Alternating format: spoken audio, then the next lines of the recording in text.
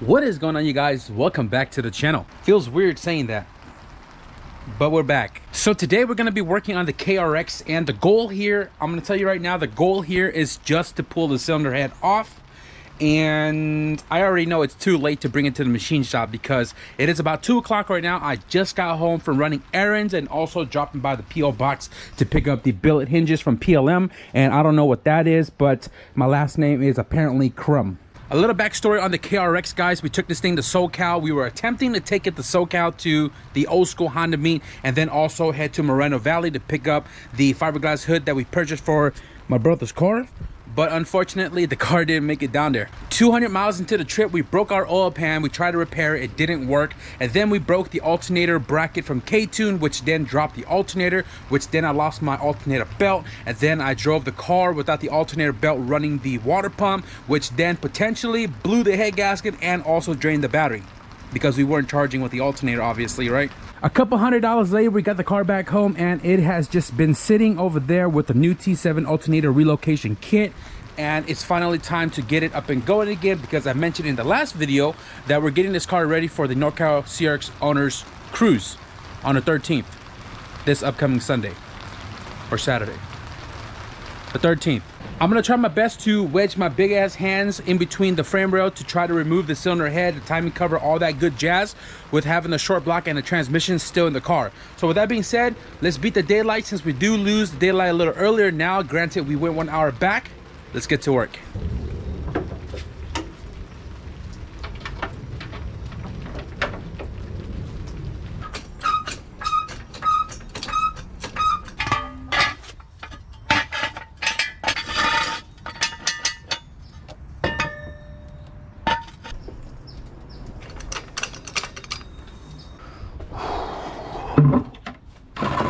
So what I find odd about these tuck radiators is that they don't have a drain port. So I'm gonna have to pull off the hose.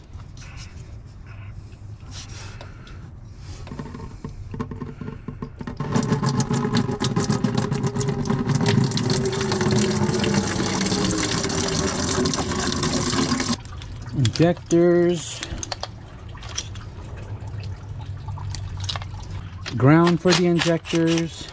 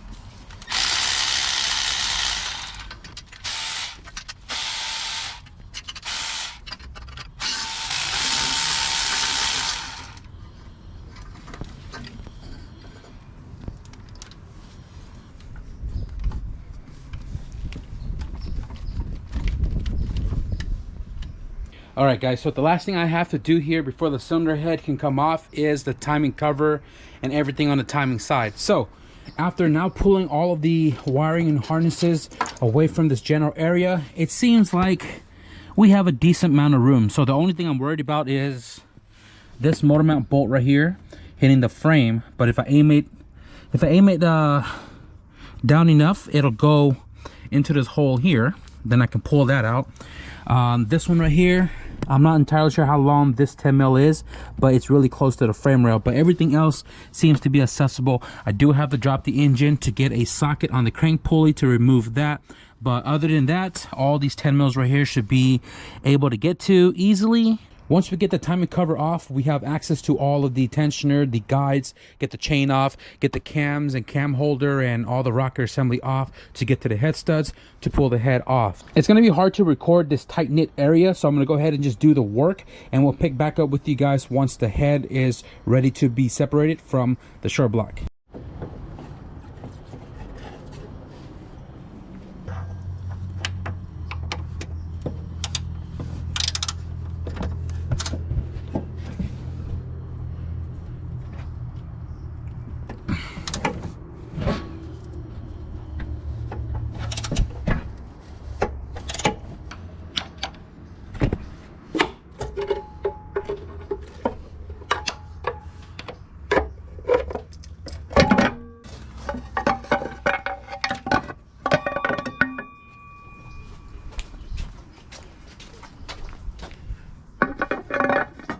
So what I have to do here is I have to remove the tensioner, and then that'll loosen up the guide, which then will loosen up the chain, and then we can take off the cam holders and the cam shafts itself to access the head bolts.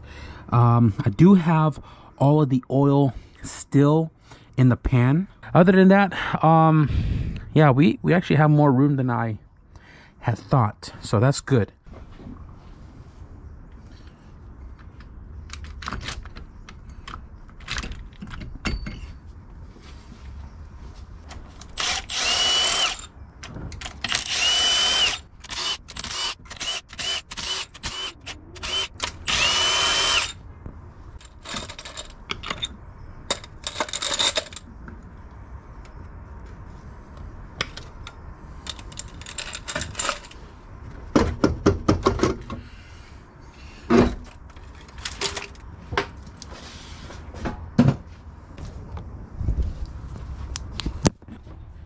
Guys, cylinders look freaking awesome. This thing has probably 500 miles on it, and it looks good. It looks good. Now, I'm kind of curious about the head gasket because it doesn't really have any like blowouts, right? I did compression tests. It was about 185, 183, 185, 185, and just look at it. Looks good. Maybe I need my eyes checked. I don't know. Right, back side, bottom side, not too shabby. I mean, there's some areas right there missing some material, but not fully crossed all the way through. So I'm going to be using, what is this, 0.002 on my feeler gauge. I have my straight edge right here. I'm going to start in the middle. I'm gonna go ahead and put some pressure on it because the engine is slanted and the car is on jack stands. So go ahead and test right here. Does not go in. Does not.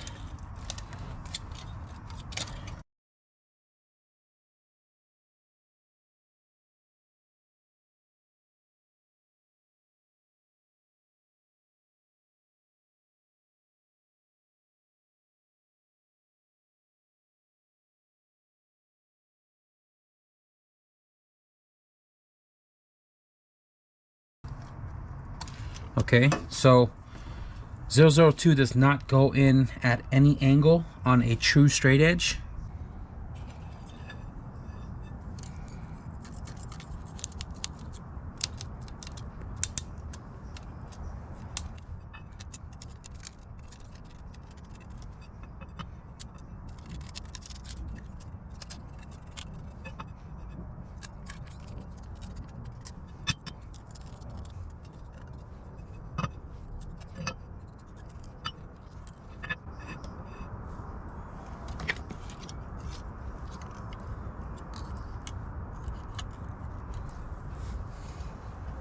So oddly enough, the 002 does not go through the straight edge anywhere on the surface of the cylinder head, and Nomis told me to check for cracks in case there might be one, but it's kind of hard for me to, I guess, check this.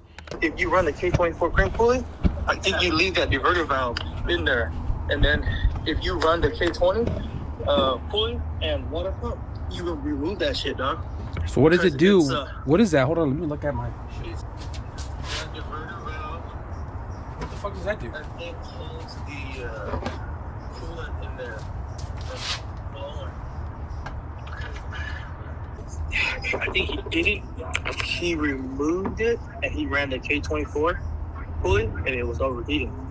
And then fucking somebody said, "Oh, if you're running it stock K24 straight up, like crank pulley, everything, water pump, you have to leave that diverter valve in there." Yep. I'm about 99.9% sure. You think that's maybe my issue because I switched everything to a 20 pump on a 24?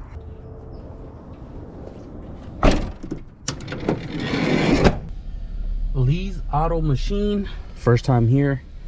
Very promising on the pricing compared to Lynn's. So this is the first time I've ever gone to Lee's Auto Machining. This is the recommended place that Mike told me to go to, and also Mike and Knox go-to machine shop. So I just dropped it off. Very reasonable on the pricing.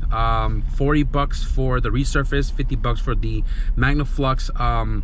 Everybody told me to check the cylinder head for cracks before reinstalling it, and hopefully not run into the same issue, so we can just rule it out.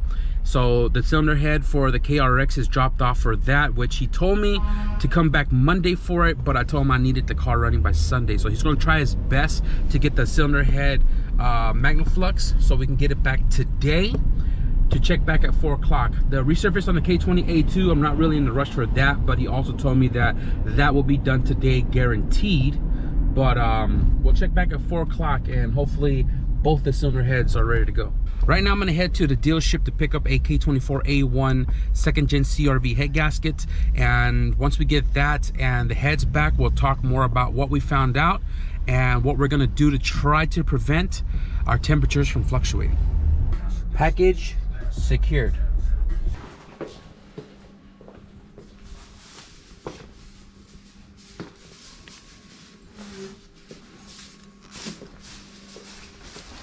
All right, guys, so we are back here in the garage and we're going to continue working on the K24 swap CRX. Now I sent the cylinder head off to the machine shop to get a MagnaFlux job done on it, and the machine shop said that the cylinder head is good. There's no cracks, there's no leaks whatsoever.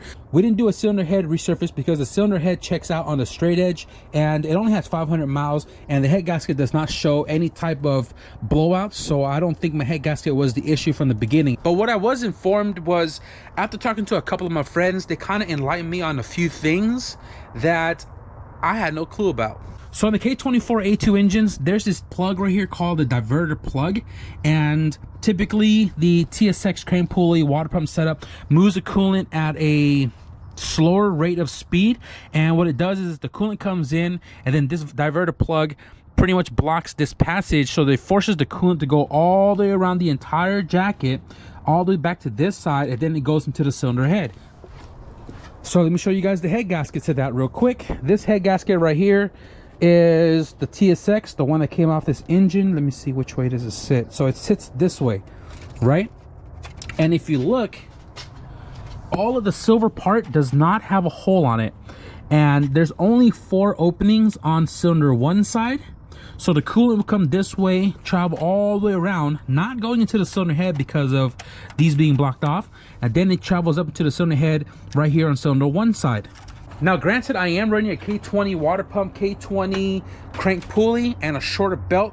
It's driving the cooling system faster, like an LS versus GSR water pump, right?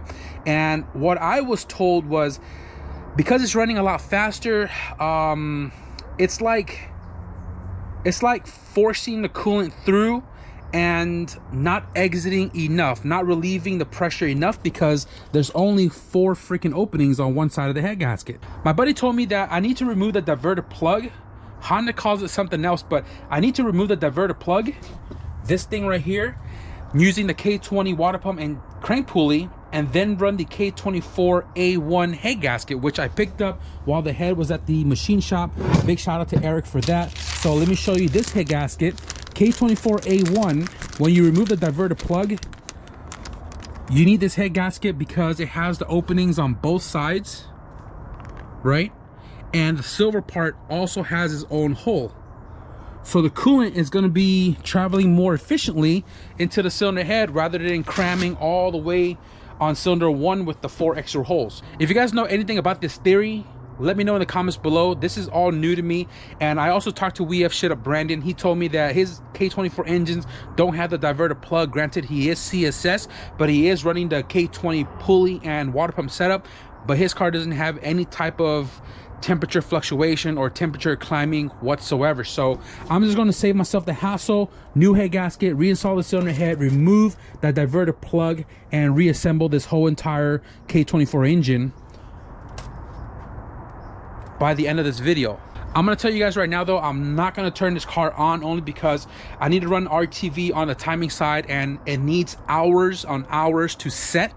So I don't want to risk oil going through and then having to take this entire thing apart again just to reseal it. So the goal here is just to reassemble this entire thing, guys. Let's get to work.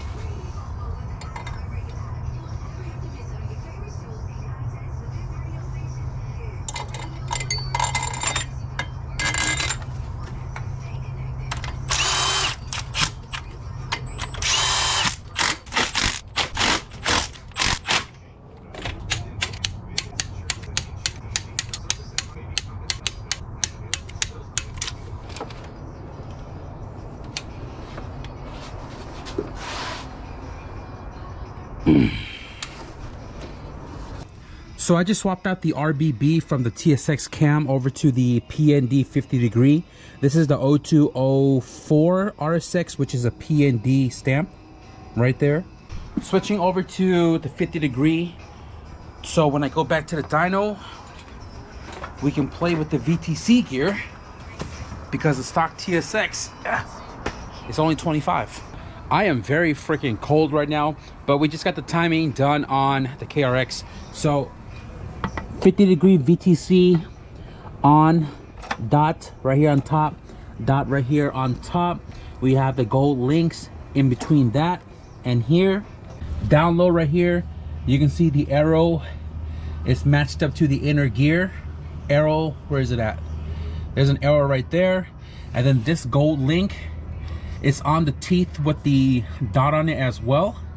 And the only thing I have to do right now is tension the tensioner. Now all I'm going to do is do some towel with some brake cleaner and go through the entire surface one more time to make sure it is oil free on the surface. And then I'm just going to go ahead and dab RTV to get the timing cover back on. We are almost done fully reinstalling everything on the KRX, but I am going to call it for tonight.